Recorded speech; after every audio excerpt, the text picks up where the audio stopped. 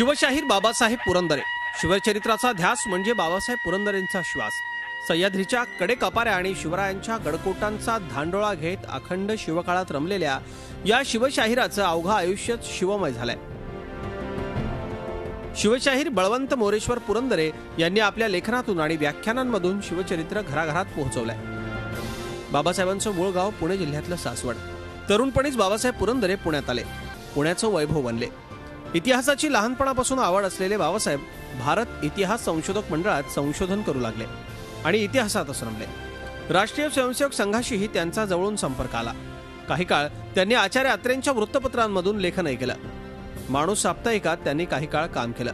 पण मूळ ध्यास होता इतिहासाचा आणि शिवचरित्राचा. याच ध्यासापोटी बाबासाहेब शिवरायांच्या सगळ्या गडांवर अनेकदा गेले. जणू शिवचरित्र त्यांनी पुन्हा अनुभवलं.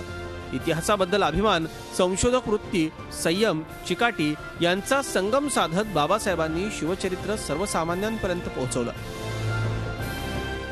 पुरंदऱ्यांची दौलत, पुरंदऱ्यांची नौबत, गड किल्ल्यांची ऐतिहासिक माहिती देणारे गडसंच, शेलारखिंड ही त्यांची संपदा गाजलीच.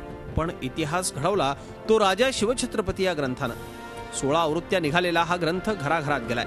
5 लाखांपेक्षा जास्त प्रती छापल्या गेल्या तरी या ग्रंथाची मागणी कमी झालेली नाही.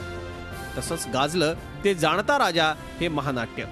या महानाट्याचे गेल्या 23 वर्षात 800हून अधिक प्रयोग झालेत.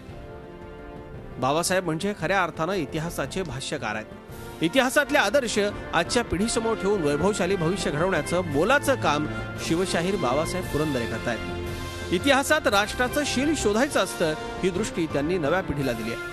बाबासाहेब पुरंदरे म्हणजे उत्साह, बाबासाहेब पुरंदरे म्हणजे प्रेरणा, बाबासाहेब पुरंदरे म्हणजे राष्ट्र निर्माण करणारी शक्ती. अशा तपस्वी शिवशाहिराचा महाराष्ट्र भूषण पुरस्कारानं सार्थ गौरव होतोय. त्यामुळं अवघा मराठी मुलूक आनंदून गेलाय. Bureau report, zee media. Zee 24 तास रहा एक पाऊल पुढे.